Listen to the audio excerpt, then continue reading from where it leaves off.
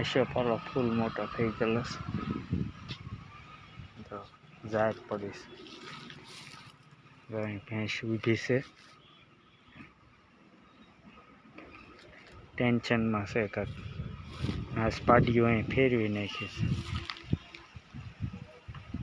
जो तमे अँ मजा आए झाड़वा से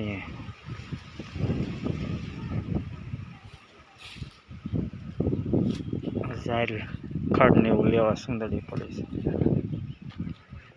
ओल पास चकलिया से पतरा ढाकी दीधा जो पतरा ने ढाकी दीधा कड़क पल्ला नहीं नटवाय।